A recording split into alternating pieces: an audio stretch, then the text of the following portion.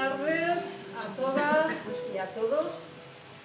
Bienvenidos a una nueva edición de Encuentros con Calleja, a este espacio que nació con la intención de acercarnos a los libros, pero también nos acerca a los autores. Hoy, 29 de mayo, tenemos además una coincidencia literaria que es de mención obligada. Un día como hoy falleció Juan Ramón Jiménez, Premio Nobel de Literatura y autor de Platero y yo. Y esta efeméride nos toca especialmente de cerca porque Juan Ramón Jiménez estuvo muy vinculado con la editorial Calleja y precisamente Calleja fue quien editó en 1917 la primera edición completa de Platero y yo. O sea que la casualidad es... Y además murió en 1958, en el año que tú naciste.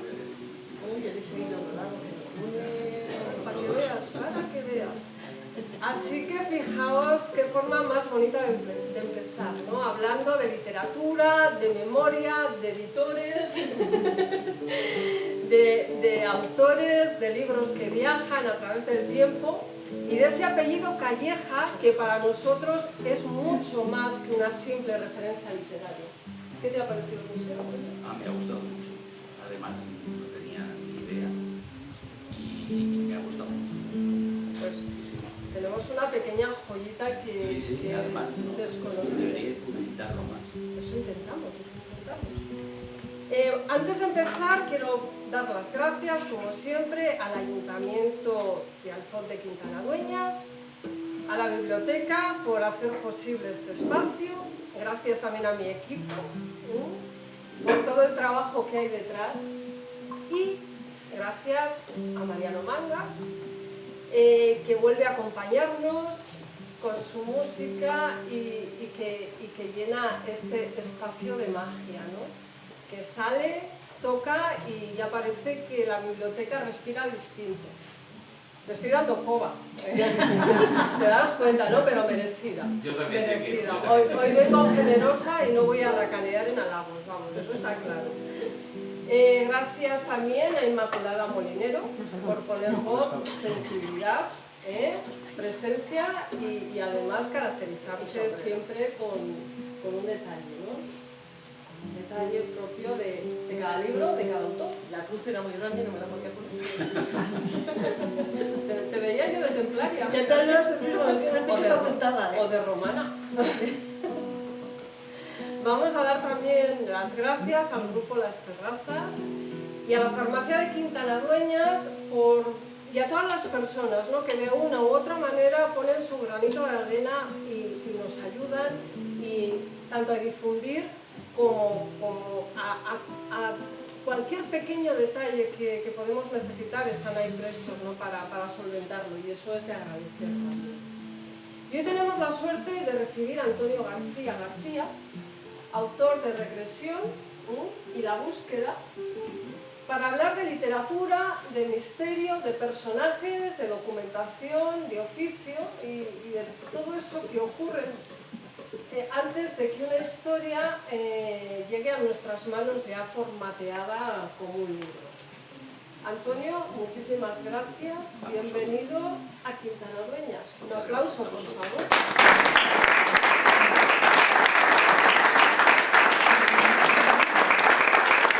Antonio viene desde Barcelona. Esta mañana ha cogido un tren para venir, un tren en que hemos dicho que no vamos a mencionar el viaje, ¿no? Porque entre los retrasos y tal, pero bueno, has llegado, ¿no? Sí, lo más importante. Lo importante es que has llegado, ya estás instalado, ¿qué tal la habitación, Muy el bien, apartamento? perfecto. O sea, que Las Terrazas se ha portado bien contigo. Muy bien. No puedo poner ni una sola pega. Qué bien, qué bien. Nos alegramos mucho. Trae dos novelas, Antonio hoy trae dos novelas, ¿verdad? Pero forman parte de una trilogía, aunque para ser exactos, esta trilogía, en lugar de estar formada por 3 libros, va a estar formada por 4 en un principio. O sea, ¿no? Así que, antes de entrar en materia, cuéntanos un poquito por qué. ¿Por qué lo he escrito? No, ¿por qué son 4 libros en lugar de 3? Bueno, principio iba a ser un solo libro, Sí. pero tenía 1600, o en mi cabeza tenía 1600 páginas y pensé que no era lo adecuado y decidí dividirlo en 3 libros. El primero tenía unas 500 páginas, el segundo tenía 600 páginas, pero hay una persona que está sentada en esta mesa que me dijo que mejor que no, que lo dividiera en 2 porque era demasiado pesado sobre todo para transportarlo, porque 500 páginas aguantan mucho. Y bueno, al final así lo hice. Está publicada el primer acto de la búsqueda, que es el segundo título, y en septiembre se publicará el segundo acto de la búsqueda. Ajá. O sea que la segunda parte de la biografía tiene 2 actos. Efectivamente. Nos ha quedado claro, ¿verdad? En esta novela cuentas una historia que fluctúa en el tiempo, pero también en el espacio. No en el espacio sideral. Lo que no nos vamos a poner aquí galácticos, intergalácticos, no, sino en el espacio geográfico, ¿no? Viajamos en épocas, viajamos lugares, símbolos secretos y personajes que se van entrelazando. Y si me permites, como es muy difícil entrar en esta historia separando los libros, estos 2 libros, ¿no? y tratando uno y otro sin hacer spoiler, porque claro, si hablamos de la primera novela y luego hablamos de la segunda, ya vamos un poco a matar, ¿no? la esencia de la primera. Sí. Y no podemos hacerlo así. Entonces a mí se me ha ocurrido que lo que vamos a hacer es hablar de la historia, de toda la historia que cuentas. Como no es una historia lineal, que vas y vienes y vuelves y luego vuelves a ir y nos llevas y nos traes, pues vamos a contar la historia un poco en el orden lineal que podemos montarnos en la cabeza con los dos. Disculpa.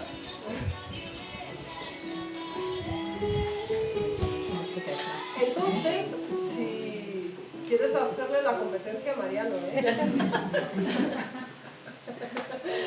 Entonces, lo que vamos a hacer, si te parece, o sea, vamos a enfocar este encuentro de otra manera al resto de los encuentros. ¿Vale? No va a haber un primer bloque, no, aquí vamos a mezclar persona y personajes. ¿Te parece? Me parece. ¿Te atreves? Sí. Bien, psicoderrotos. En la primera lectura nos vamos a ir directamente al monte Gólgota, ¿vale? A Jesucristo en la cruz, que es precisamente el punto de arranque del segundo libro, o sea, del primer acto de la búsqueda, ¿no? Del segundo libro. ¿Por qué? ¿Por qué vamos a empezar por ahí? Porque la danza del destino tiene un protagonismo clave en toda la obra y lo va a seguir teniendo, o sea, en las siguientes, ¿no? Es como el hilo conductor, ¿no? Por así decir. Así que, si te parece, vamos a empezar con la primera lectura, antes de entrar en el resto. El libro está por aquí, ahí, en el suelo. Por ahí, claro. No, delante de la lámpara. Aquí frío, caliente. Yo no veo. ¿Qué más? Joder. Te lo han escondido. Es que hasta Digo, me la han robado. fotos del libro, las fotos que salen con la lamparita siempre tan características. Y como tú los tenías ahí guardados, pues no te íbamos a ver la maleta. Está llena de libros.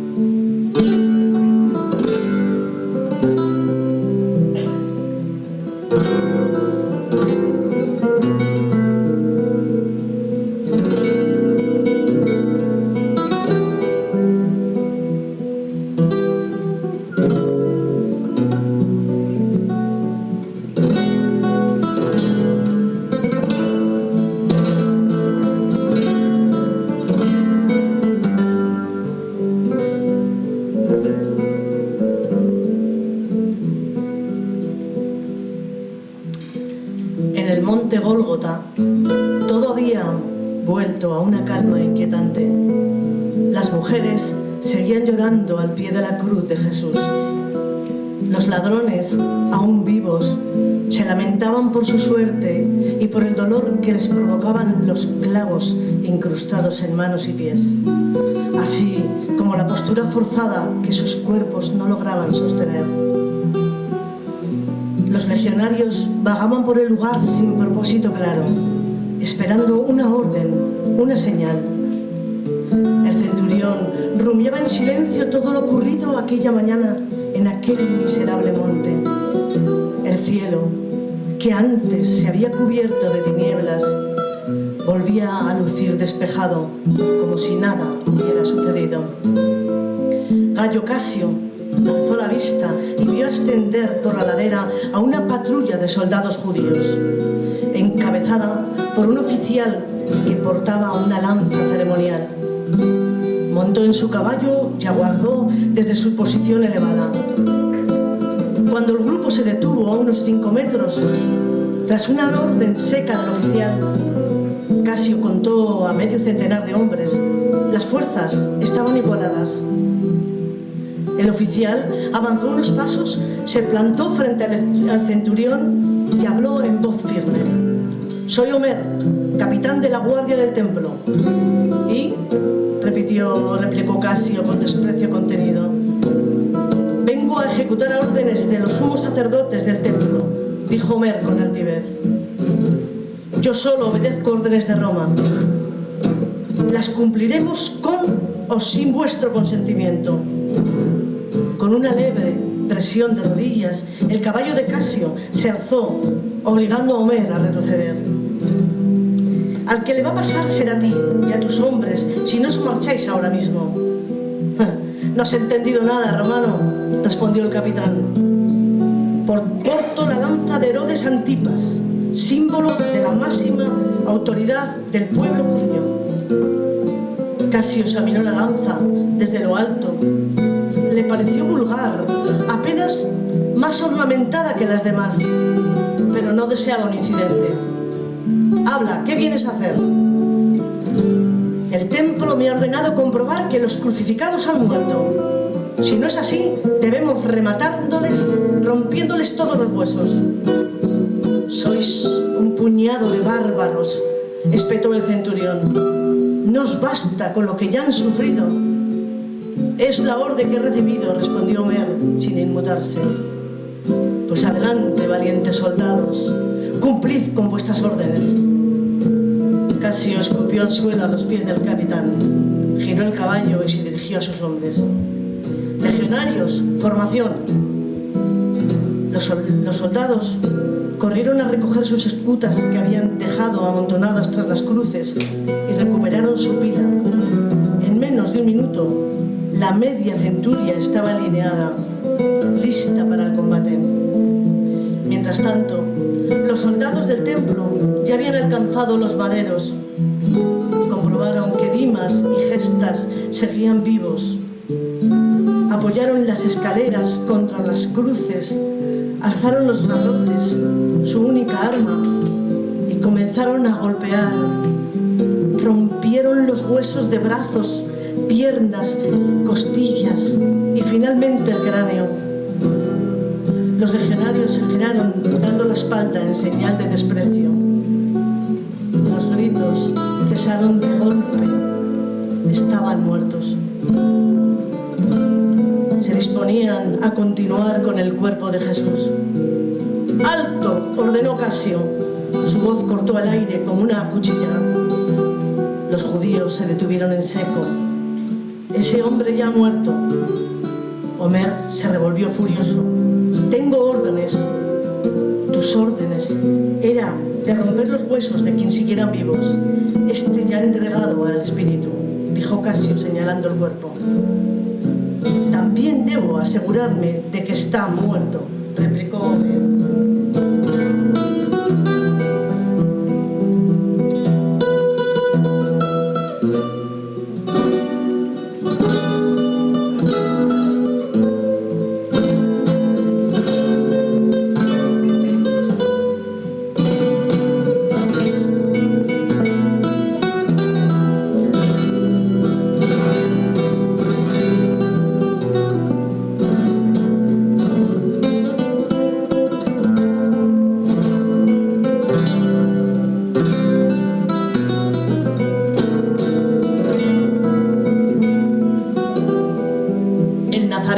debió ser el primero. Casio intuyó que estaban a punto de profanar el cuerpo. No sabía por qué, pero algo en su interior se lo decía. Ese cadáver debe permanecer intacto. Legionarios, proteged con vuestra vida el cuerpo, formad en semicírculo. Los soldados obedecieron de inmediato, empujaron a los judíos lejos de la cruz, formaron un semicírculo cerrado, alzaron los escuta frente a sus torsos y asomaron las puntas de su pila. La línea era compacta, infranqueable, nadie pasaría sin luchar contra cada uno de ellos. ¿Qué decías, judío, que ibas a hacer?, preguntó Casio con burla. Homer valoró la situación. Sus hombres, sin protección ni armas de guerra, jamás superarían aquella barrera. Debo asegurarme de que está muerto. Te doy mi palabra. No me fío de un romano, dijo Homer desafiante. Casio expolió el caballo, salió de la formación y avanzó hasta el capitán. El animal, imponente, obligó a los judíos a retroceder. ¿Así que no te fías de mí? Sin esperar respuesta, le arrebató de las manos la lanza de Herodes Antipas. «¿Pero cómo te atreves?», protestó Homer, entre humillado y enfurecido. Casio giró a caballo y se acercó a la cruz central. Levantó la lanza y la hundió entre la cuarta y la quinta costilla del costado derecho del cuerpo. La hoja penetró sin resistencia. De la herida brotaron sangre, vino y agua que salpicaron el rostro del centurión. No lo esperaba. Aquel cuerpo llevaba horas muerto. Nada debía haber salido de él. Dejó caer la lanza. Le escocían los ojos. Se los limpió con el antebrazo. Cuando volvió a abrirlos, vio con claridad. Las cataratas habían desaparecido. Los soldados del templo se retiraron encabezados por su capitán, Homer. Homer sabía que había fracasado y temía las consecuencias. Casio no se fiaba, intuía que volverían. Se acercó a las mujeres que lloraban al pie de la cruz. Podéis bajarlo, dadle sepultura en un lugar secreto. Volverán. La mujer más mayor, a quien supuso la madre, lo miró entre lágrimas con gratitud silenciosa. Casio pensaba en todo lo ocurrido. Los dioses de Roma exigían sangre, tenían incluso un dios para la guerra. Aquel hombre, en cambio, solo hablaba de amor. Ordenó a toda la tropa formar, dejó 2 centinelas y emprendieron la marcha hacia el cuartel. Anochecía en Jerusalén.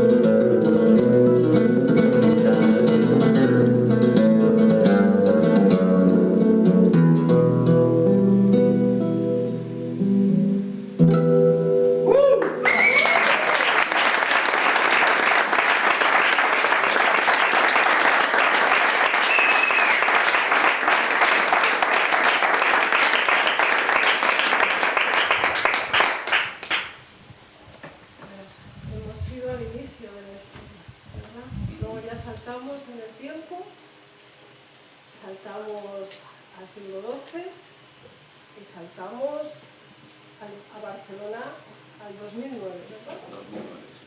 Pero luego iremos hablando de ello. Yo suelo pedirle a cada autor o a cada autora una biografía, ¿no? para luego yo, pues eso, a tunearla a mi manera y contaros quién es, ¿no? Nuestro invitado, nuestra invitada.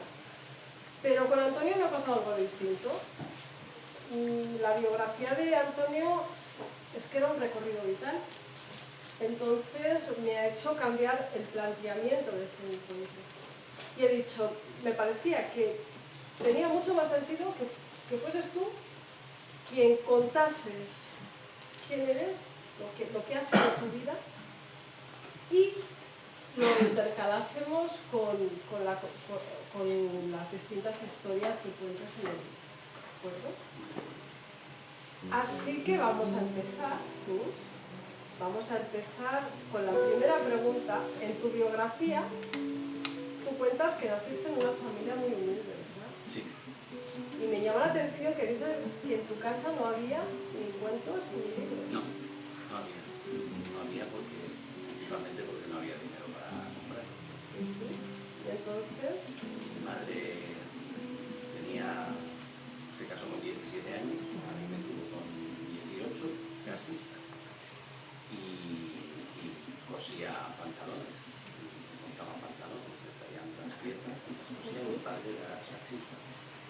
Y bueno, pues teníamos para comer, pero no sobraba, no sobraba, no teníamos para libros. Porque tenías dos hermanas más.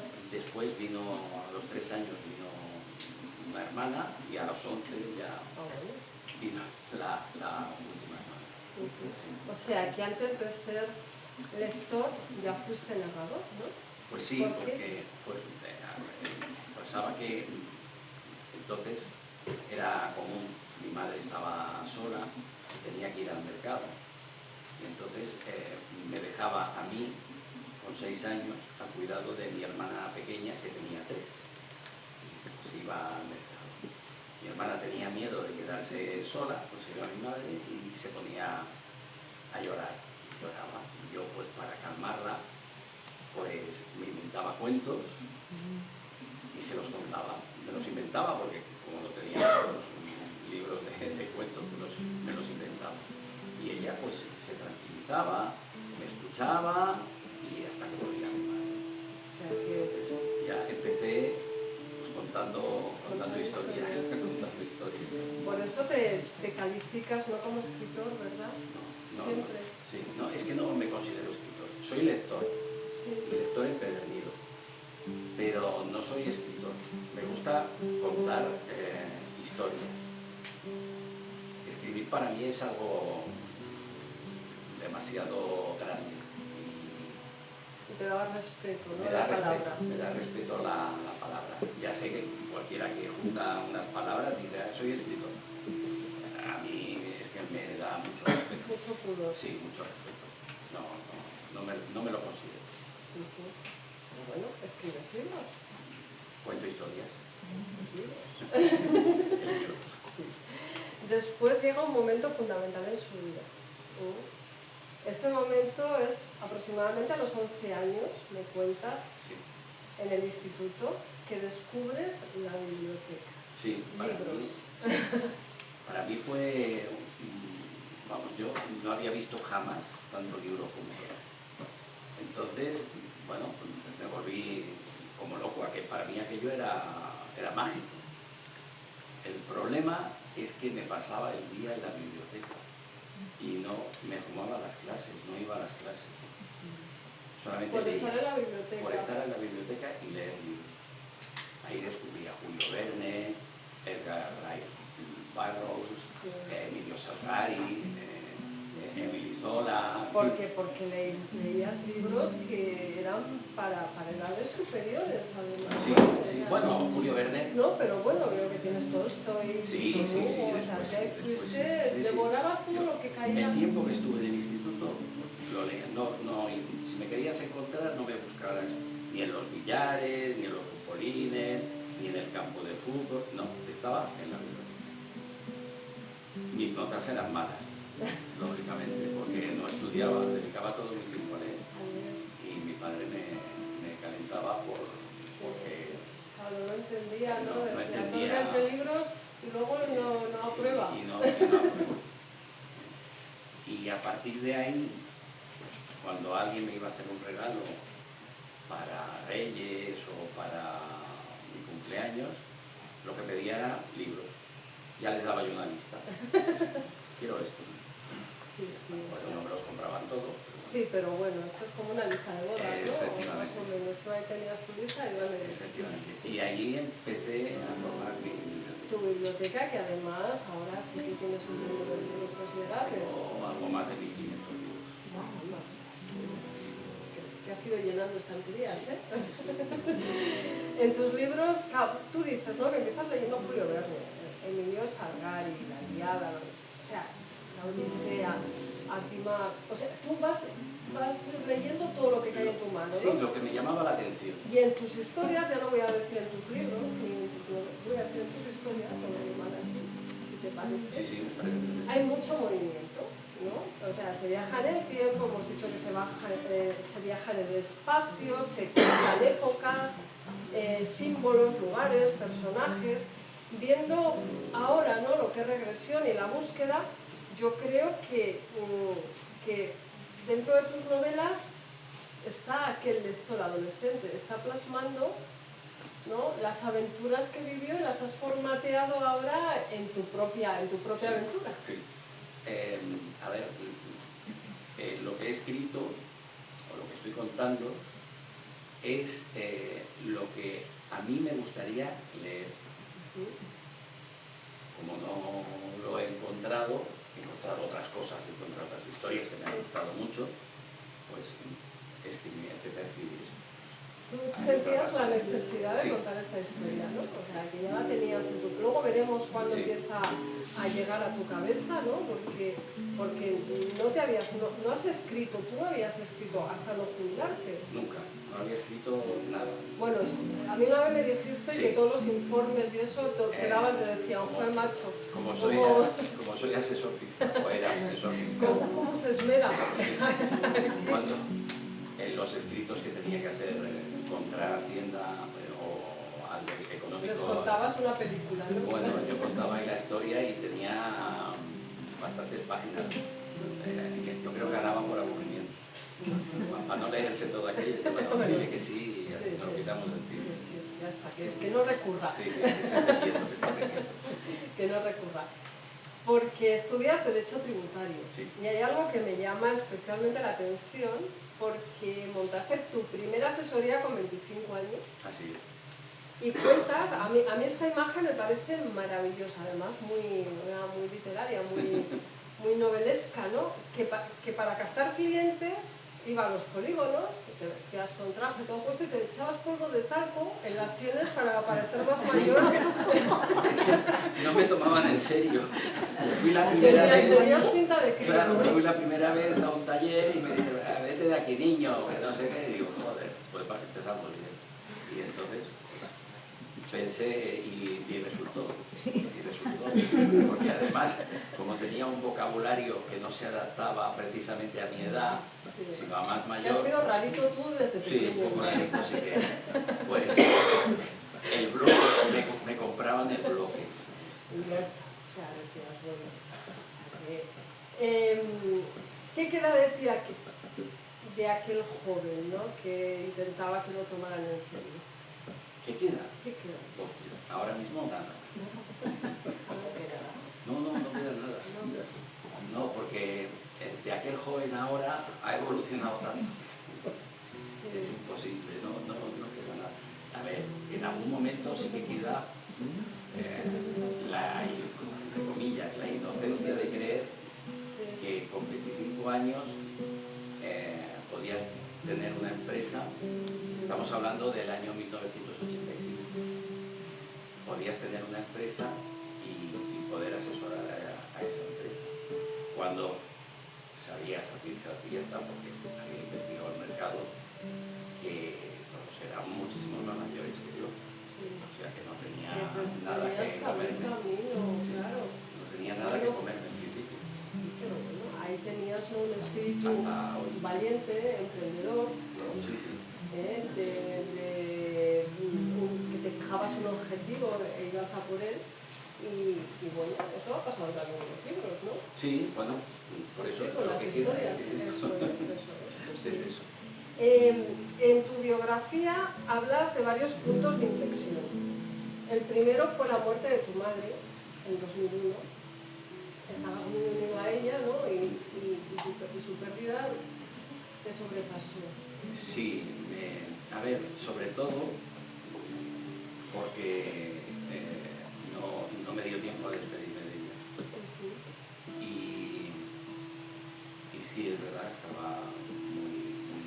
que os llevabais muy poco. Bueno, 18 años. ¿Con 18 años. ¿Qué años tenía tu madre cuando falleció? El 61. Yo tenía 42 entonces. Entonces, pues, a partir de ahí, pues, me empecé a cuestionar pues muchas cosas. Me cuestioné mi trabajo, me cuestioné... Es el segundo punto de inflexión, Sí. ¿no? 2013. Exacto. Marcas la fecha. Sí. En 2013, unido a lo que me había, a la muerte de mi madre, que la arrastré durante 12 años, hasta el 13, llegó un punto que lo quería dejar todo. Quería dejar el trabajo, abandonar amistades, incluso estuve mirando, ya era muy bestia, pero bueno, irme a Australia, al centro de Australia donde no hubiera nadie. O sea, no tenías No. ningún sitio más cercano. Sí, no tenía ningún sitio más cercano. Y entonces, aparte que, bueno, yo creo que se me complicó con una crisis existencial. También estaba en la edad de los 50, que a veces nos trastoca todo. Y entonces un amigo me recomendó que fuera una psicóloga. Fui a la psicóloga, nos llevábamos muy bien, pero no hacía nada de mí. No, porque... Porque además, perdona que te Sí. interrumpa, te diste cuenta, tú no te sentías integrado, ¿no? No. Te sentías distinto, ni siquiera te sentías integrado en la época en la que estabas viviendo, ¿no? Para Lo he mí- dicho antes, lo de rarito, Sí, lo decía sí, de sí. con cariño, ya Sí, lo sabes. sí, sí. Para mí no... Sí, es pero que viene por esto. no me sentía a gusto en la época en la que estaba viviendo. No estaba a gusto. Yo mismo pensaba, es que me he tenido que equivocar de época, he nacido diferente, no lo sé. Tengo que hacer muchas preguntas. La psicóloga no consiguió hacer nada de mí, nos llevábamos muy bien, pero yo tampoco, la verdad, lo siento si hay algún psicólogo en la sala, no creía mucho en los psicólogos. Y al final, después de... sí que teníamos charlas, sí, charlas teníamos muchas. Dice, bueno, pues te voy a recomendar una cosa que seguro que a ti en concreto te va a venir bien. ¿Qué es? La terapia regresiva. Digo, pero a ver, vamos a ver, ¿esto qué es? Entonces ella me lo explicó y yo dije, no me lo creo. No me lo creo. Mira, te voy a recomendar, porque yo lo era y lo sigo siendo, bastante cartesiano. Si no me creo, o veo, o toco lo que me están contando, es que no me lo creo.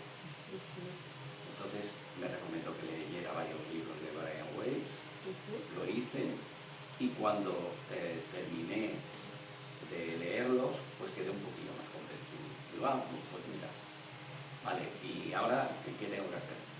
Y me pasó un nombre. En total hice 7 terapias regresivas, 5 funcionaron y 2 no. Y con estas regresiones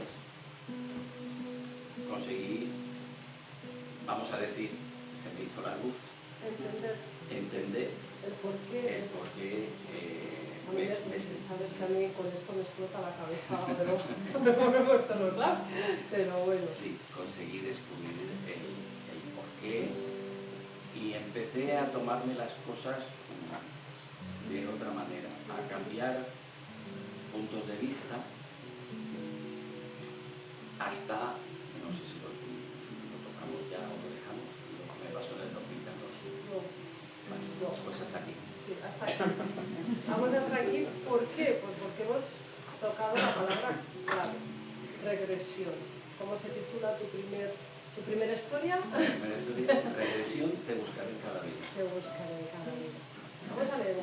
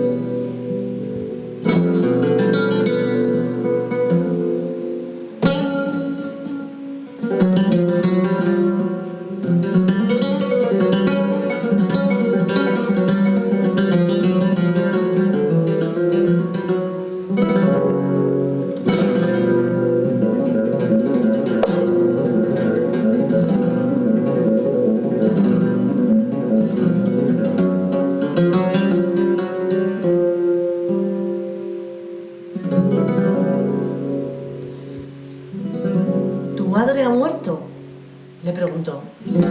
Sí, hace unos años. Está a tu espalda, dijo la mujer en un tono monocorde, sin emoción. Álvaro sintió un escalofrío, aunque enseguida su mente le advirtió que aquello era imposible. ¿Cómo es?, pidió el abogado. Sanandá siguió mirándolo. Bajita, vestida de luto, bastante mayor, con el pelo blanco y un peinado antiguo. No era su madre. Quizá aquella mujer intentaba predisponerlo para la sesión. No se parece a mi madre. Le dolió que hubiera utilizado a su madre para esos trucos. Quizá sea una presencia que se ha quedado aquí de otra canalización. Lo siento, se disculpó ella, sin verdadero arrepentimiento. ¿Continuamos con la terapia? A eso he venido. Sanandá hizo un gesto teatral hacia la camilla. Álvaro obedeció y quedó boca arriba. La maestra le puso una colcha ligera sobre las piernas. A veces da frío, dijo ella. Continuó con su ritual. Fue hasta una estantería, encendió un pequeño aparato de música y comenzó a sonar una melodía suave, acompañada por el rumor del agua discurriendo por el lecho de un río y el canto de unos pájaros. Resultaba relajante. Cierra los ojos y trata de estar lo más relajado posible. Así lo hizo. Notaba el sol en el rostro, pero no le molestaba. Sintió como ella le colocaba algo en el vientre, en el plexo solar y en la frente. Sanandá explicó que eran minerales. Estaba cómodo. No creía que aquella mujer fuera capaz de hacerle lo que había leído. Así que aprovechó el momento para meditar, arrullado por la música, el ambiente y el olor al incienso. Voy a dirigirte en este camino que vas a emprender. Quizá te cueste un poco porque es nuevo para ti. Trata de seguir mis instrucciones y mantén tu mente abierta. La voz de Sanandá había bajado varios tonos y sonaba susurrante. Voy a grabar la sesión para que luego puedas escucharla. Se acercó a la camilla y se sentó a su lado. Procura estar lo más relajado posible. Escucha la música, el suave murmullo del agua. Álvaro oyó cómo comenzaba a llover y cómo las gotas golpeaban la corriente del río. Vamos a tratar de conectar con tus vidas pasadas. ¿Sientes cómo te pesan los párpados? Sanandá siguió hablando, describiendo lo que tenía que hacer y lo que en principio debía ver. Él fue entrando poco a poco en un estado desconocido. Sentía que ya no estaba en aquella habitación, sino en una sala blanca que conducía a unas escaleras hacia un piso inferior. ¿Qué ves?, le preguntó. Le llegó lejana, aunque seguía siendo la voz de Sanandá. Álvaro describió lo que veía. Bajó por las escaleras y al llegar a un rellano encontró un largo pasillo con puertas cerradas a ambos lados. Debes elegir una de esas puertas. Caminó dejando atrás varias que no le decían nada. Al pasar ante una puerta de madera pintada de azul celeste, con herrajes bruñidos, algo le obligó a detenerse. La observó, sintió la necesidad de abrirla y vio cómo su mano empujaba la madera azul. Cedió con facilidad, pero al otro lado no se veía nada. No era oscuridad, era ausencia. Dudó un instante. Una fuerza interior lo empujaba a traspasar el umbral. Y así lo hizo. ¿Dónde estás? ¿Qué ves?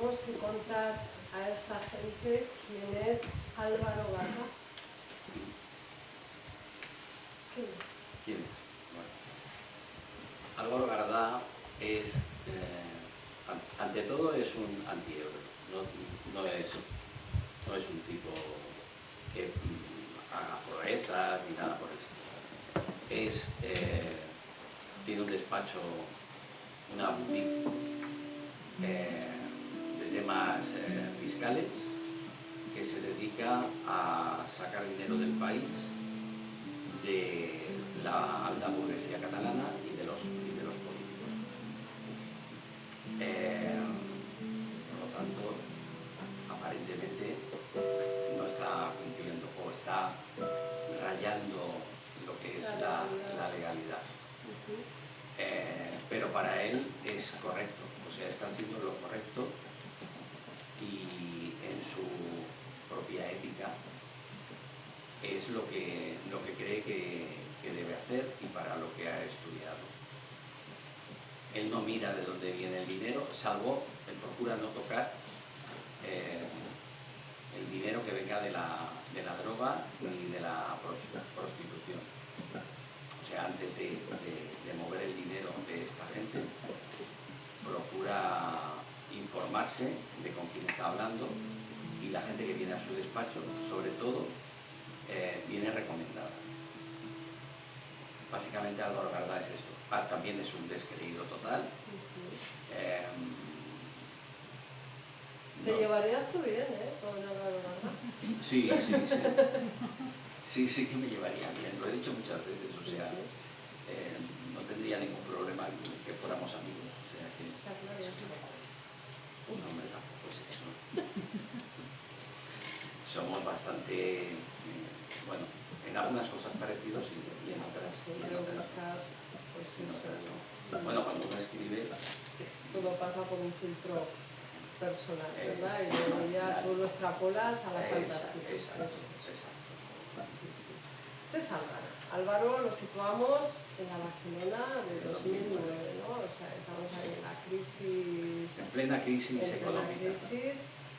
Además vemos un mundo, una Barcelona, o sea, la parte oscura, ¿no? La corrupción en estado puro. Por eso os digo que en estas... No, perdona, que te corte. ¿No suena eso de la corrupción? Esta palabra como que hace tiempo que no la oigo. ¿No pones aquí? No la pongo. Por eso no la oigo. Y la radio tampoco. Lo que pasa es que no me queda otra que leerla. Claro, ese es el problema. Pues eso, ¿no? Nos damos cuenta que en sus historias nos ubicamos, Barcelona 2009, cuentas un poquito el pasado también para conocer a Álvaro Gardá, cuentas su pasado, nos llevas a los Balcanes, nos llevas a Irak, o sea, que también ahí nos haces un recorrido bastante importante, ¿no? Sí. Y de momento nos centramos en eso hasta el momento de la regresión. Ahí ya abrimos otra puerta. Otro melón. un melón que da mucho jugo, ¿no? Y bueno, todavía no vamos a leer. Te voy a hacer una preguntita antes, ¿no? Porque estas dos lecturas quería hacerlas seguidas, es la continuación de la sesión, ¿no? Vamos a ver cómo tú, ¿no? Haces tu regresión, la tuya, la personal. No voy a entrar en detalles, ¿eh? Ya nos lo contarás en otra historia. Y desde ese momento te empiezan a interesar, ¿no? Los templarios, sí. Y te empiezas a empapar, a documentar, a leer, porque claro, yo corrigiendo tu segunda novela, todo eran fechas, todo era... O sea, estás puesto, ¿eh? En los reyes, en los... Sí, bueno, sí, me he querido documentar bien. Tenía mucho interés por esa época, por decirlo. Bueno, a ver, ya que me lo preguntas y que no nos está escuchando nadie, una de las regresiones vi esa época. Insisto en que está novelada. O sea, claro, sí, que no tiene nada, los que escribimos sabemos, pero que te ha servido de inspiración. Sí, me ha servido de inspiración. Y despertó tu curiosidad. Sí. Y entonces dijiste, a ver qué pasaba, que se cocía, ¿no? Exacto. Y bueno, pues empecé a estar muy interesado, a documentarme. Y cuento ya lo del 2014 porque como es... Primero la lectura, estamos con el 2014, está deseando que cuente lo del 2014. Vamos a la segunda lectura, venga. A la tercera. A la tercera lectura y luego ya sí que entramos al 2014. Vamos a tener, cuando hagas una nueva edición, ese capítulo lo pones 2014.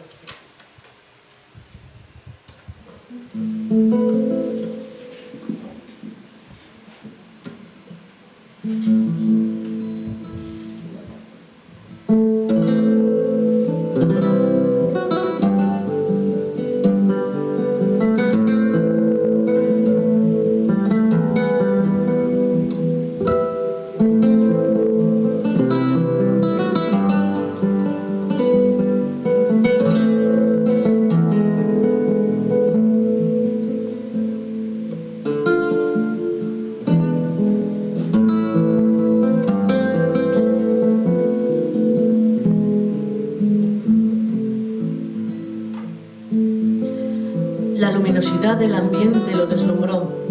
Cuando pudo ver claramente, por un momento se sintió desconcertado. No estaba en su cuerpo, no lo sentía suyo. Tenía unas sensaciones extrañas. Aquel cuerpo era más pesado y más fuerte que el suyo. Lo siguiente que sintió es que no lo controlaba. Estaba ahí dentro como un mero espectador.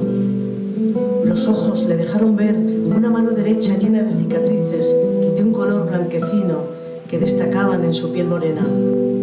En esa muñeca lucía su pulsera de dragón y león, pero estaba menos deteriorada.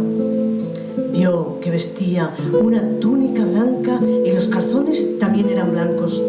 En el pecho lucía una cruz pater roja.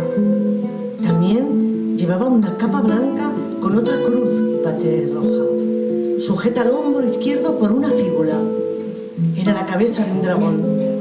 Al cinto, en el lado izquierdo, sobresalía la empuñadura de una gran espada de doble filo. Oyó la voz. ¿Qué estás viendo?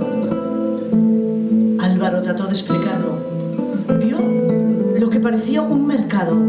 Tenderetes con mercancías expuestas. Lo asaltaron diferentes olores, especias, perfumes. Suciedad. También olía a animales de granja y a estiércol. Para caminar por el lugar había que ir esquivando las boñigas de las caballerías. En algunos puestos se exponían telas tintadas de factura muy fina. En otros se vendían frutas y verduras, huevos. En una de ellas había unas aves muertas, posiblemente cazadas, colgado de unos hierros, y el mercader daba gritos tratando de venderlas. ¿En qué año estás? Álvaro contestó desde el interior de aquel cuerpo. Es abril de 1186, Me encuentro en Jerusalén, en un mercado. ¿Cómo lo sabía? Lo ignoraba, pero estaba seguro del dato. Observó a su alrededor y vio cómo en un puesto en el que se vendían esencias y perfumes, en unos frascos de cristal de diversos colores, una mujer joven de cabellos rubios, atractiva, vestida con una túnica de lin de fina seda azul, acompañada por una mujer mayor de ropas menos elegantes, tenía en sus manos uno de aquellos frascos al que le había quitado el tapón. La mujer se colocó un poco de ese perfume en el anverso de su fina muñeca y aspiró el perfume. Después se dedicó a regatear con el mercader. A tan solo unos metros, dos jovenzuelos de apenas 10 años, musulmanes, observaban dónde llevaba la mujer la bolsa de las monedas. El templario se acercó por detrás de los muchachos sin que ellos se percataran. Absortos como estaban en la bolsa del cuero, ellos hicieron su movimiento, dando un empujón a la mujer, cortaron el cordón de la bolsa de las monedas y ya iban a salir corriendo en dirección contraria a donde estaban ubicadas las mujeres, cuando se encontraron una sorpresa.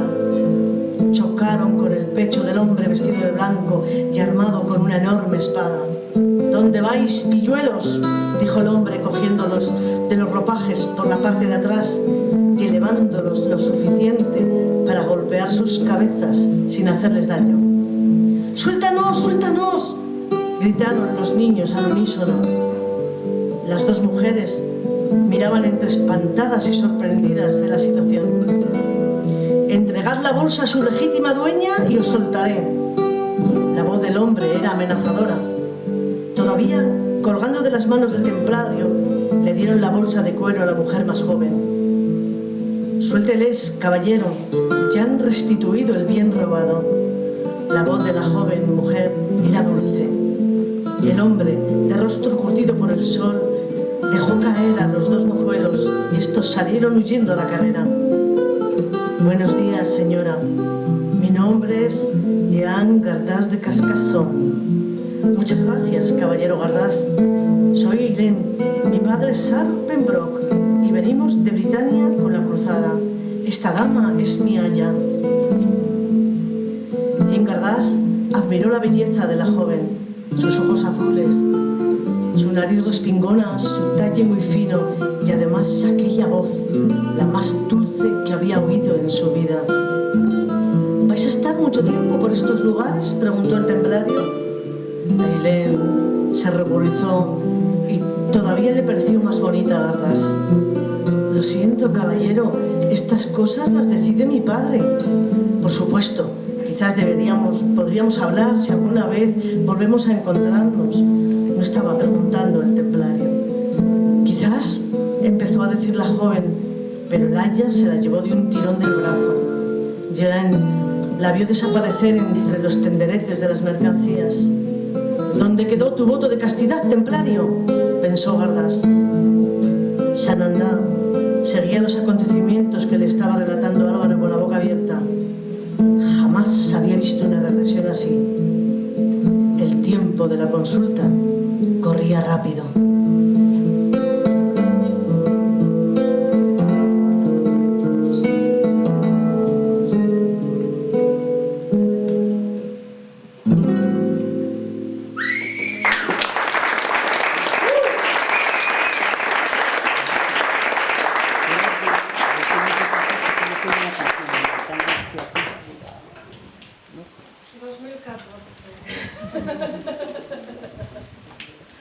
¿Por qué llegamos a 2014? Porque es un punto de inflexión ya crucial en tu vida y porque en ese momento esta historia ya empieza a maquinarse en tu cabeza, ¿verdad? Cuéntanos, ¿qué ocurre en 2014? Bueno, pues en 2014 había empezado un poco a cambiar mi forma de vida y mis amistades, y entonces una noche me empiezo a encontrar mal y me tienen que llevar de urgencias al hospital, una ambulancia. Cuando llego allí, todavía no, sin saber qué me pasaba, sino simplemente que me encontraba muy mal y tenía mucha fiebre. Entonces el médico que me atiende me dice: usted tiene septicemia. ¿Cómo que tengo septicemia? Sí.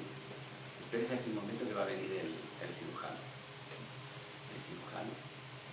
Sí, no, tranquilo, no se preocupe, el cirujano se lo explica, ¿no? Viene el cirujano y me dice que, bueno, pues eso, que tengo septicemia y que me afecta a la pierna izquierda y que me tienen que amputar la pierna por la rodilla. Así de repente. Bueno, es que tenía también con él un endocrino y me dijo que en los análisis de sangre había salido que tenía diabetes, pero que tenía diabetes desde hacía 10 años y yo no me había enterado, jamás me había encontrado mal. Bueno, el caso es que desde de cortarme la pierna hasta la rodilla me dan el tratamiento antibiótico y conseguimos reducir esa amputación hasta una parte del pie izquierdo. Pero al mismo tiempo me doy cuenta de que de repente he perdido visión. Es que no veía, o sea, la televisión no la podía ver. Me llevan en silla de ruedas hasta el departamento oftalmológico, me miran la visión, sus aparatos y sus cosas, y me dicen que tengo retinopatía diabética progresiva con edema macular.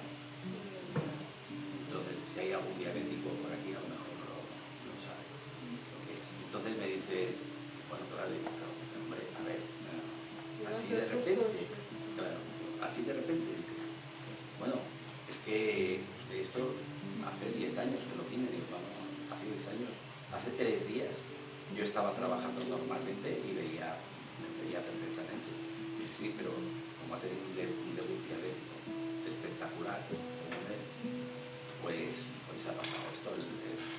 La enfermedad ha tenido 10 años para hacer sus cosas. La enfermedad lo que había hecho básicamente era destruir la mielina, que es donde va una tubería donde van los nervios y que se riega de sangre para que los nervios puedan funcionar. Pues había roto la tubería por 25.000 sitios. Entonces me quedé sin sensibilidad en las piernas de rodilla para abajo, no tengo sensibilidad en los dedos y con un 10% de visión en el ojo derecho y un 5% en el ojo izquierdo. Me tiré 20 y pico días en el hospital, y 2 días en la UCI, y bueno, ahí empecé, claro, no tenía otra cosa que hacer, empecé a dar revueltas a la historia y empecé a crearlo todo mentalmente, a crear los personajes, a crear la historia, el hilo argumental.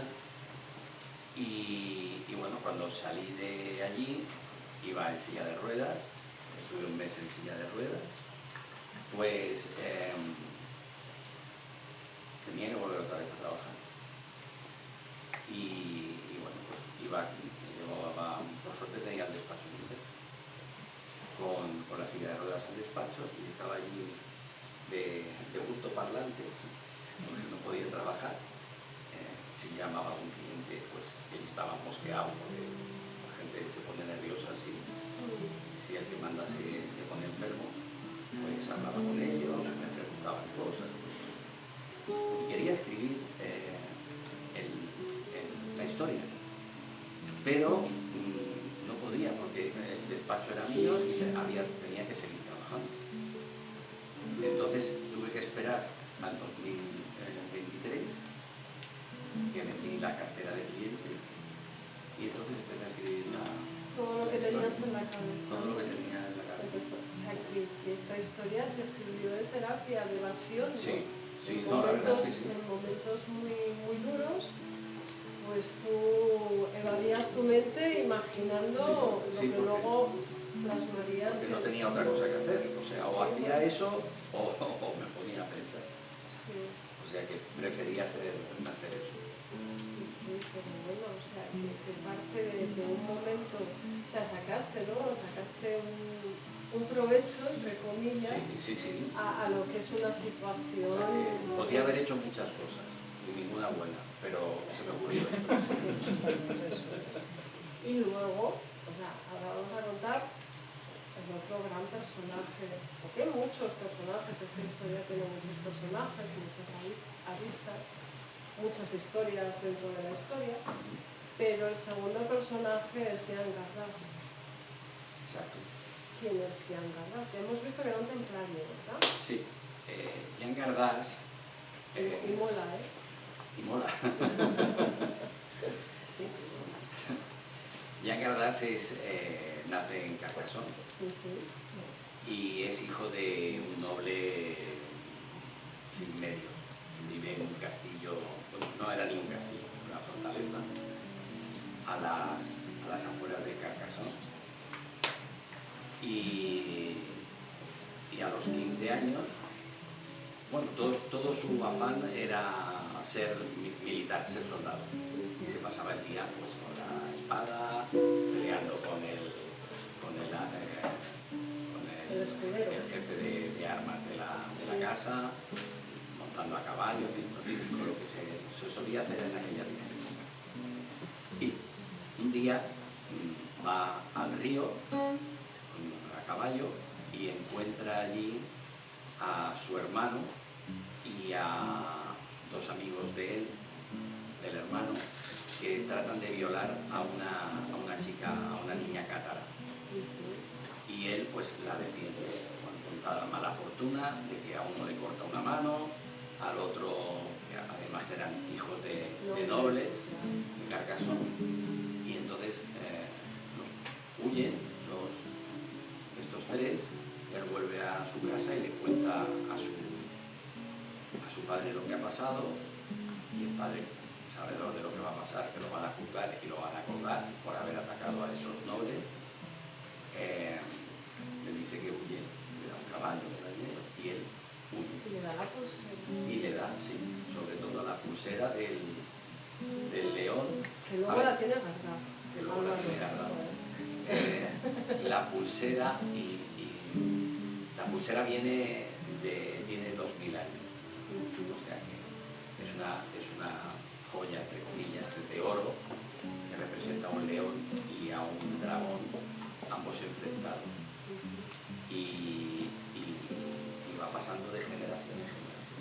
Entonces el padre, lo normal hubiera sido que se lo hubiera dado al hermano mayor, pero como no lo cree merecedor de llevar esa joya de la familia, se la da a Jean. El joven Gardás huye de allí, llega al puerto de Collioure y allí le ayuda un templario, Alban, que va a ser a partir de ahí su mentor y maestro. Y le introduce dentro de la orden del porque lo ve merecedor por sus valores. Los valores que bueno, no sé si vamos a esperar. Tienen que mirarlo. Pero la historia no se queda ahí. O sea, vemos Álvaro, o sea, tenemos a Álvaro, tenemos a Jean Gardás, pero en la historia hemos hablado de la corrupción, de lo que es Barcelona 2009, y en Barcelona 2009 aparece un asesino en serie, sí. el justiciero. Le llaman el justiciero de la ciudad. El justiciero porque se va cargando toda la escoria, o sea que si le soltamos ahora, fíjate. O sea, no pararía, estaría ocupado durante mucho tiempo. Sí, bueno, tenemos un justiciero, o sea que ya metemos ahí un poquito de novela negra también, ¿no? Con misterio. Al justiciero mata con un martillo. Un martillo. Y es que además, o sea, Como el Gólgota del Cócer. Sí, sí. no hay pie, ¿no? Es un asesino en serie, pero que es simpático, ¿no? Porque está haciendo una limpieza bastante... Sus víctimas, entre comillas, son violadores, fiscales. Corruptos. algún fiscal corrupto, gente que abusa de las mujeres, maltratadores de mujeres. Se los va encontrando por la calle, por la noche, siempre, normalmente en el caso antiguo, pero también en la zona de Gracia. Es una zona también de Barcelona de calles estrechas, y cuando se le acercan, pues se los caza. Y a conciencia, además. Sí. ¿Qué relación tiene este asesino en serie con la novela? No te asustes, que no va a estar. Ah, vale. Ya te he visto Me yo. estaba preocupando. No, ¿qué relación tiene? Porque Álvaro Garda tiene a, o sea, uno de sus amigos, su mejor amigo, se puede decir, bueno, Andrés, Vigo sí, es Castola, un policía, y es el encargado de investigar al justiciero. Y entonces, claro, ahí la trama se va enredando, ¿no? Hasta que sí que sabemos al final del libro quién es el justiciero, pero vemos que todo está relacionado. Sí. Pero, también hay amor. También hay amor. Aquí hemos visto al templario, ¿verdad? Que cuando siente el flechazo. Le hace tilinga. Sí, aquí la rubia, ¿verdad? pero Álvaro también se enamora. Sí. ¿Nos cuentas un poquito de Sí. quién? Ella se llama Tanit Basons, es una abogado y además psicóloga, que opta a un puesto pro bono, que está haciendo la selección de personal a Garda. Ella es madre de un niño de 5 años y su exmarido la ha maltratado también. Entonces ella se presenta a la entrevista de trabajo en el bufete de abogados de Álvaro Garda y él le realiza la entrevista. Y allí, bueno, pues que al darse la mano, ambos ven vidas pasadas Se conocen. y se dan cuenta de que se conocen. Álvaro Garda en principio lo niega, no quiere saber nada de eso, es más, acaba contratando a la Tanit, pero no le habla, La ignora, sí, sí, gracias. la ignora, la tiene ahí apartadilla, sí. Sí, porque le ha removido mucho Sí. y entonces Él todavía no básicamente, entiende. Esto es previo a la regresión, sí, entonces todavía no entiende. básicamente lo que él no quiere, como he dicho que es un antihéroe, él no quiere complicarse la vida.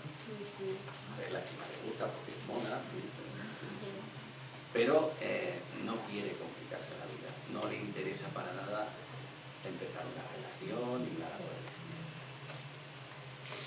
Ella le pasa lo mismo, pero al contrario, un poco de las razones de él. Ella, al salir de una relación mala, tampoco quiere complicarse la vida y mucho menos con su jefe, por las connotaciones que puede llegar a tener eso. Y con el tiempo, pues se verá lo que pasa. Y ahí llamo un pequeño detalle que se van encontrando en el libro y que a todos nos pone un poquito la piel de gallina, que es el olor a jazmín. Sí, ella huele a jazmín y en la regresión Eileen también huele a jazmín. El olor en el libro, yo creo que los olores es una parte importante del libro. Sí. Y que une muchas veces el pasado con el presente. Sí, porque aparecen, ¿verdad? O sea, ese momento. Y entonces tenemos a Tanit, tenemos a Álvaro, tenemos a Castro Largo, un policía también es la antítesis del policía, bueno, ¿verdad? Tiene unos métodos un poco ortodoxos, sí, pero es un buen tipo también, sí, ¿no? sí, sí.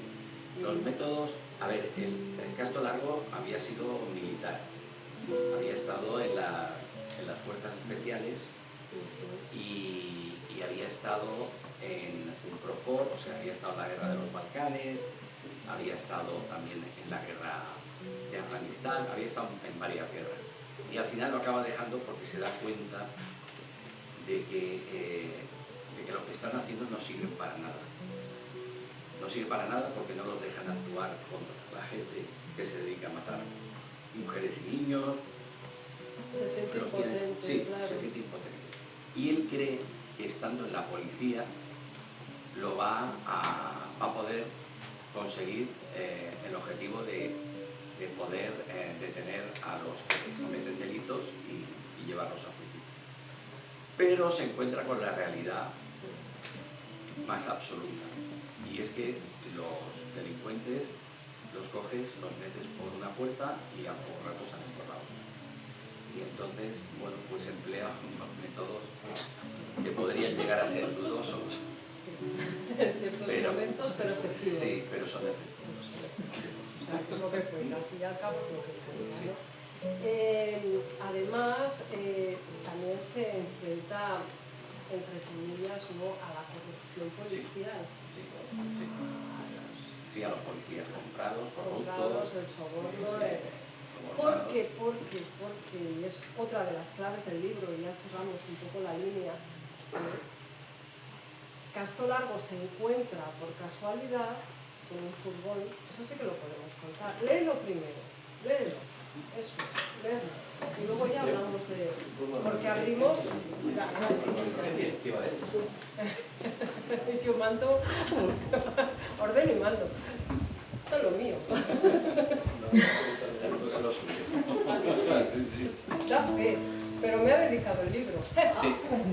O sea, en la dedicatoria, no en la firma, Yo también te muero. No en la firma, en la dedicatoria. O sea, que tan mala no sé. No, no está mal. Es peor. Pero utiliza guante de seda. Las hostias de la...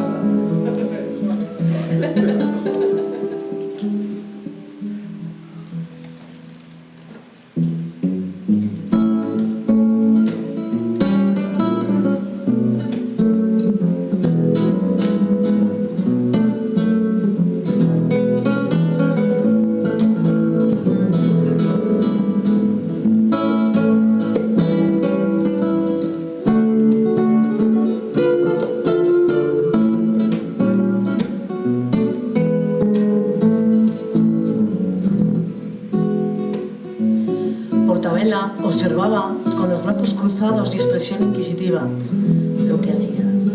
Largo en la mesa contigua. Este revisaba unos papeles mientras, casi sin parpadear, alternaba la mirada entre ellos y la pantalla del ordenador. «¿Qué fas, company?», preguntó sin preámbulos. Largo interrumpió su trabajo y lo miró en silencio, con un gesto frío que se prolongó lo suficiente para incomodar hasta que al final respondió: «Ocúpate de tus asuntos». «Resulta que tus asuntos son mis asuntos. ¿Estás de coña?». El policía le clavó una mirada atravesada de esas que miden a un adversario. «A mí esta situación me gusta tan poco como a ti. Si es así, deja de molestarme». «¿Crees que me agrada que el primer compañero que me asignen sea uno el que llaman el pistolero?», replicó Portabella irritado. «Es que me llaman, te tendrían que dar una pista. No me gusta que se metan en mi trabajo». «¿Tu trabajo? Será nuestro trabajo. Vale, lo que quieras. Ya es hora de que te vayas al recreo». Pérez se levantó de la silla con un golpe seco y esto se desplomó de espaldas contra el suelo.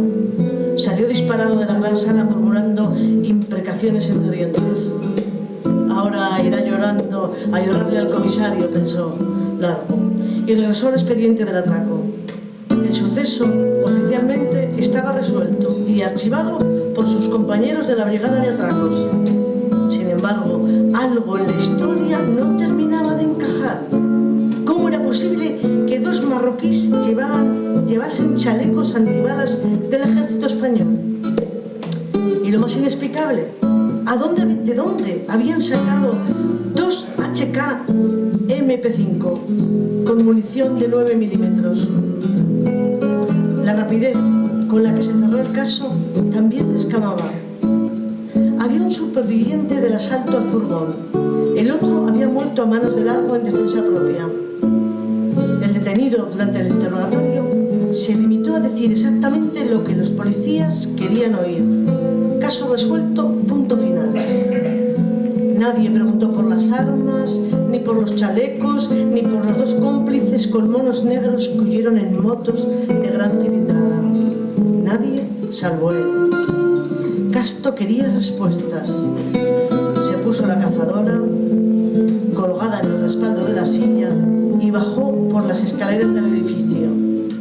Al llegar al vestíbulo, vio a Peré fumando y conversando con el centinela. Al menos no ha ido a quejarse de lo malo que soy, se dijo. ¿Te vienes o te quedas?, preguntó al pasar frente a Portabella. ¿A dónde vas? Ya te lo contaré por el camino.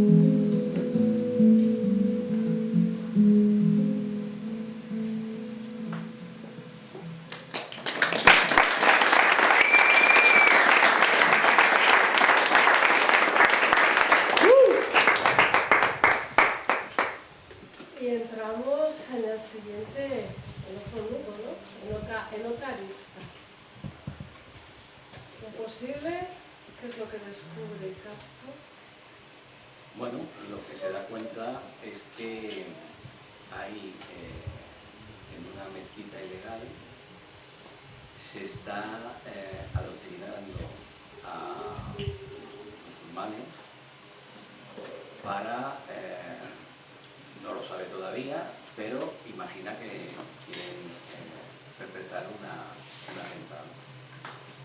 No sabe todavía dónde, ni cómo va a ser, y empieza a investigar.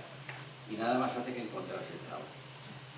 Trabas por parte de sus superiores. Por parte de los superiores le dicen que el CNI no ha encontrado que hayan desaparecido armas de los cuarteles y que por lo tanto pues, no hay caso. Deben ser falsificaciones, y él, como antiguo militar que era, dice que nadie pierde el tiempo en falsificar unas armas y unos chalecos antibalas cuando realmente pues, se puede robar. Y bueno, pues el primer y el segundo libro de la búsqueda es el hilo argumental que inicia en el primer libro para descubrir qué es lo que quieren hacer los musulmanes de esta red terrorista. Nos mete en un mundo Exacto. que no sé qué da más miedo, ¿verdad? Si el presente o las cruzadas. Bueno, a ver, la verdad es que aquella época tiene muy mala fama. Y ahora solamente hablamos de las guerras de hoy, pero realmente en aquella época, en la época de las cruzadas, murieron entre 6 y 7 millones de personas, que se dice muy pronto, porque en toda Europa había como mucho 70 millones de personas. Y en cada batalla, en una batalla, a lo mejor morían 25.000 personas. O sea, en la toma de Jerusalén por parte del ejército cruzado, murieron 30.000 personas en menos de 800 metros cuadrados. O sea que... ¿Los relatas? Sí. Los relatas sí. En la búsqueda. Y hay incluso canibalismo en la toma de Jerusalén. Está documentado. El ser humano, la presencia. ¿Alguna preguntita? Sí que os animáis, ¿verdad? Julio. No está en su silla vacía. Yo mientras se la piensan, te voy a decir algunas que me han dejado ustedes. Vale. Dice, Laura Gil pregunta si alguna vez has eliminado una escena buenísima solo porque la novela te pidió que lo hiciera. Bueno, la novela o la correctora, ¿verdad? Bueno, la correctora lo que me ha pedido es que añada.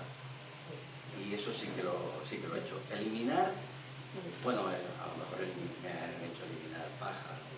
Sí, Pero tenías, escena, ¿no? claro, tú tenías que sacar todo.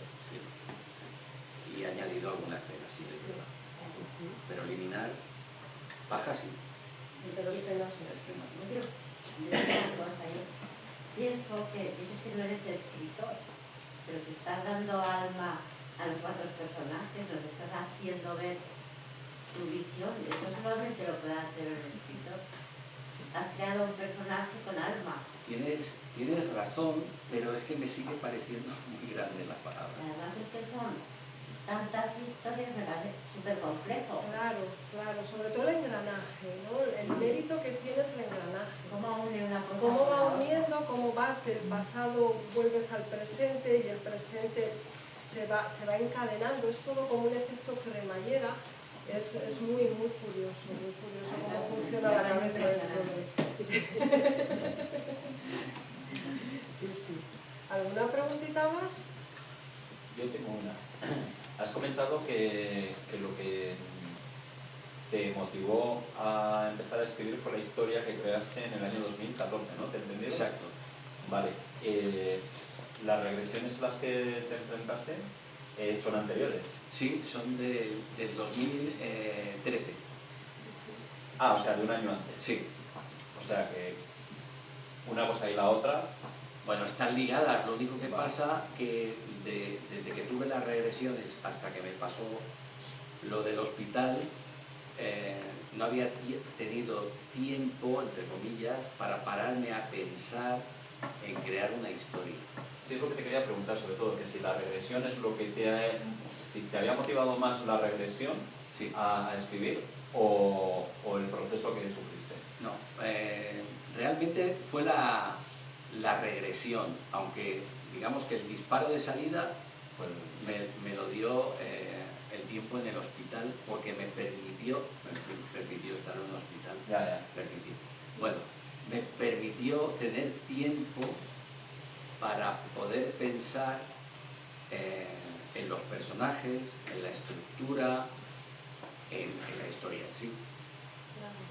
Para contarle a ese hermano pequeño que tenías en ese momento y para quitarle el miedo, entiendo, esa historia, ¿no? Sí, bueno, le iba a dar más miedo.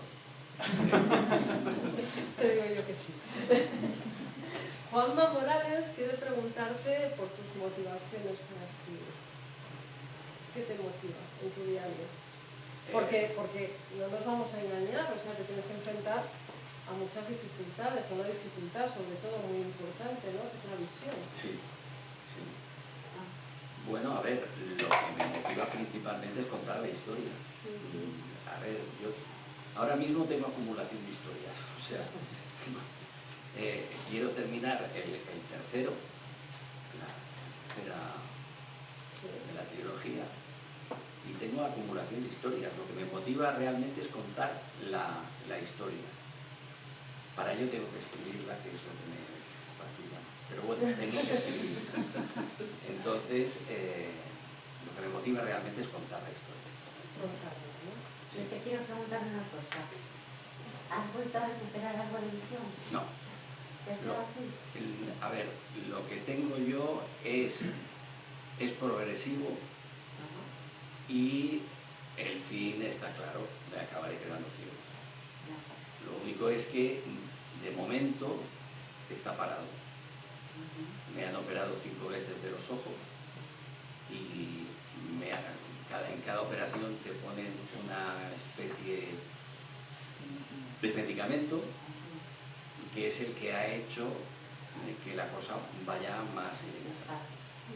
Pero el fin será ese. También creo que tengo un poco de urgencia por si me acabo quedando sin visión y no puedo contar todo lo que me apetecería contar. pintar. Claro. Sí, pero no es lo mismo. No, ¿Tiene algo que ver la regresión con la visión? no, realmente no tiene nada que ver. Sí me ha parecido como hilar así. Bueno, puede parecer que sí, pero no. A ver, los de la New Age dirían que es el karma, Vaya. pero realmente no tiene nada que ver una cosa con la otra. Es que he pensado que los místicos perenaje, o yo qué sé, No, te lo has traído. no. A ver, lo que sí que... Bueno, pero es que lo No contaría. puedes, no puedes. Así es una cosa que No puedes. No, pero no tiene nada que ver. Y ya como una pregunta que te iba a hacer yo, pero que te la ha hecho, me la ha mandado Sandra Ortiz, es que te pregunté por tus proyectos futuros. ¿A corto, medio plazo, largo plazo? Vale. Tengo, cuando termine el tercer libro, me he planteado escribir sobre una época de mi familia. En concreto, yo tenía el abuelo paterno, era alcalde de un pueblo de Granada, de donde son ellos, mis padres, y bueno, durante la guerra pues, lo persiguieron, se escapó. Él era de izquierdas, era socialista de carnet, y otro vecino del pueblo de izquierdas también lo denunció y lo fusilaron contra la tapia del cementerio. Y yo me he planteado, de hecho estoy recogiendo documentación, aunque va a ser novelada, ¿vale? Sobre esta historia. De momento lo que he hecho ha sido recuperar, porque yo quizás sea demasiado dramático, pero yo creo que barbaridades se hicieron en los dos bandos, ¿vale?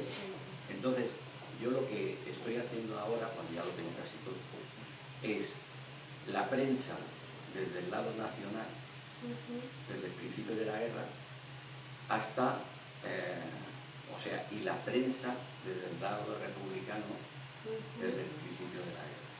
Contrastar con la realidad, las dos noticias con la historia real que nos ha llegado, a que ha llegado, ¿vale? A que ha llegado. Y eso, entremezclarlo con la vida de con la vida, ese personaje con la familia, basado, porque la verdad es que le pasaron bastante putas, de esta parte de interesante. Esa es mi proyecto. O sea, vas a cambiar de registro Totalmente. Qué bien, todo me gusta eso. Bueno, pues ya hemos llegado al final. Ay, bueno, Marcos. Yo tengo una pregunta, no sé si es una pregunta o es fastidiarte un poco más, pero con el tema está bien. de ser escritor, no ser escritor, entiendo bastante bien lo que quieres decir, no sé si será síndrome de impostor o respeto por quien lo ejecuta de otra manera, pero ¿dónde se situaría ahí la cuestión?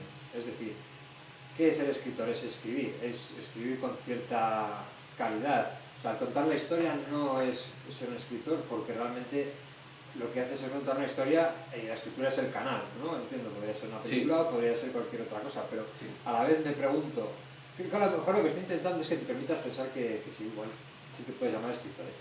Pero bueno, si por ejemplo un artista pinta un cuadro, tiene una técnica impoluta, un cuadro pues, técnicamente perfecto, ese es un pintor, pero un pintor que tiene una técnica pues un poco depurada, más intuitiva, que a lo mejor no tiene nada de conocimiento sobre pintura, pero puede transmitir, que tú puedes ver su cuadro y te hace sentir cosas y te evoca sensaciones. ¿Ese es un pintor también o no lo es? Me parece el equivalente más... Mira, más ¿sabes lo que pasa? Bajo mi punto de vista, es mi opinión, no quiero que nadie se sienta ofendido, que hoy todo el mundo es escritor, ¿vale? Todo el mundo se siente escritor, todo el mundo escribe. El otro día es que me tiraba de los pelos porque estaba mirando en el Facebook y me sale la publicidad de la niña de la Terelu que ha escrito un libro. Pero ya sabes que no lo escribe. Bueno, Por ya eso lo se sé, escribe. ya lo sé. Pero, claro, a ver, cualquiera hoy día se pone la etiqueta de escritor. Y, bajo mi punto de vista, es una palabra o una definición muy importante para mí y le doy mucha importancia.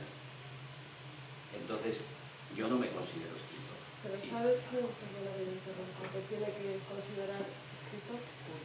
Tus lectores. Claro. Vale.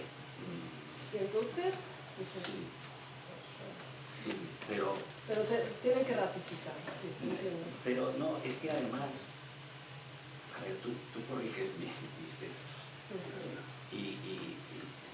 Pero también te voy a decir una cosa, Antonio, hay algo, la técnica se aprende, ¿eh? La técnica es algo que lo puedes aprender y a veces, pues bueno, muchas veces sale todo a destajo y vas escribiendo, luego vas depurando, vas puliendo. Lo que no se aprende es transmitir. O sea, transmitir, que las historias te muevan. La inteligencia artificial es escritora, claro, porque escribe perfectamente, ¿no? Puntúa, no tiene ningún tipo, y sin embargo le falta pues alma. A eso nos referimos.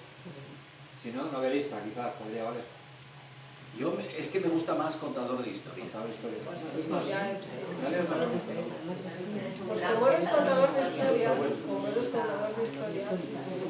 yo creo que te mereces un diploma.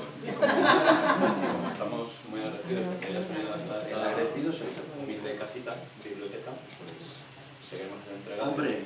un recuerdo, ¿vale? Muchas gracias. Que ha hecho como siempre Marcos. Muchas gracias. Muchas gracias a todos. ¿Podré decir algo? Sí, ahora mismo. Muchas gracias a Sí, todos. dale la vuelta para que lo vean. La pulsera. Es el nexo de unión entre todos, entre todas las historias.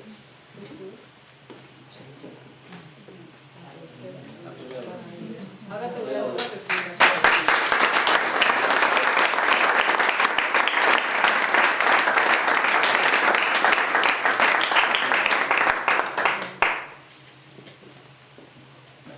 Muchísimas gracias por venir, porque Antonio se merecía venir, y te lo digo de corazón, Antonio.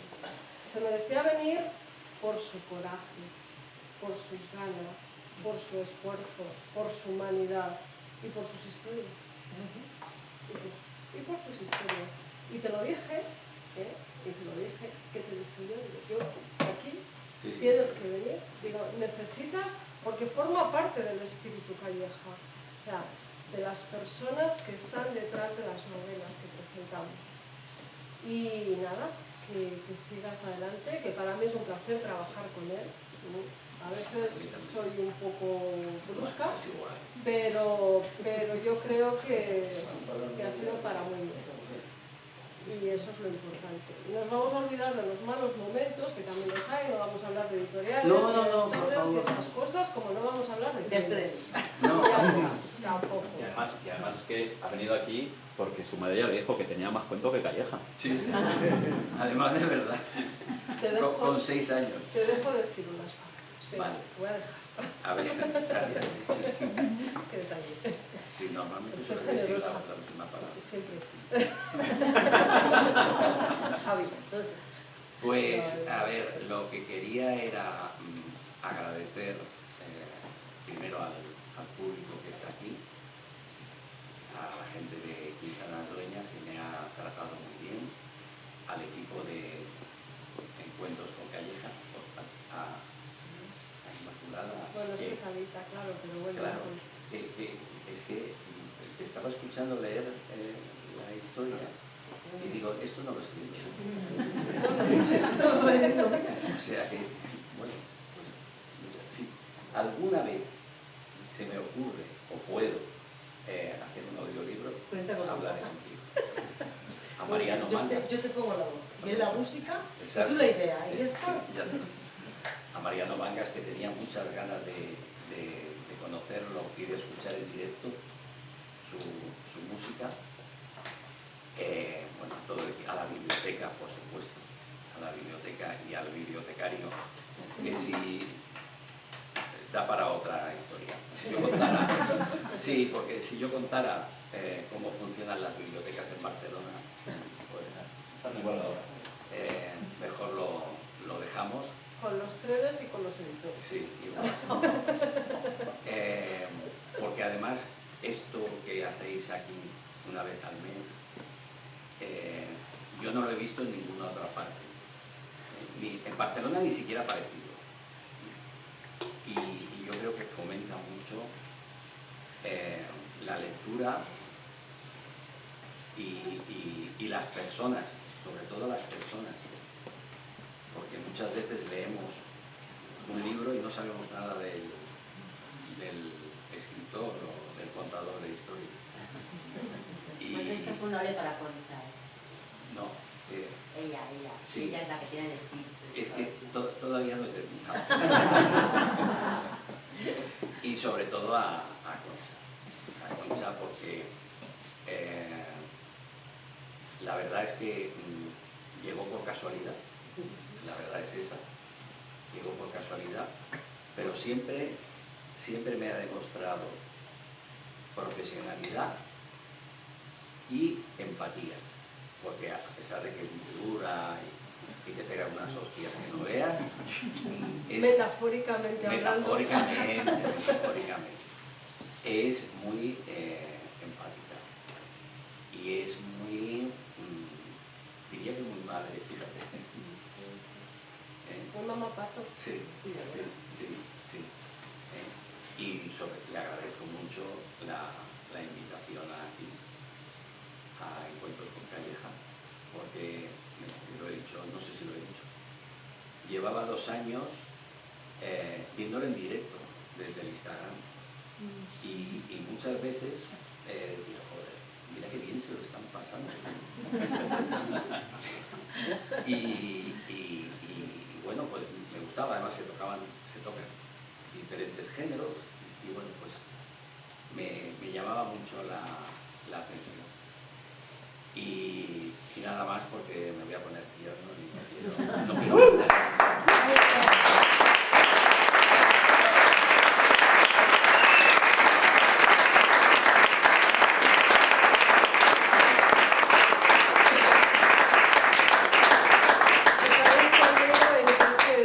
caballero, este contador de historias, tenía que venir aquí. Pues nada, voy a pedir un aplauso para Mariano.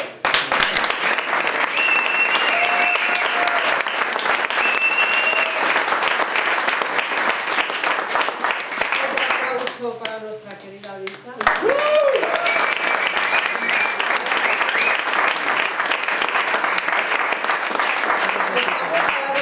A vosotros por estar aquí.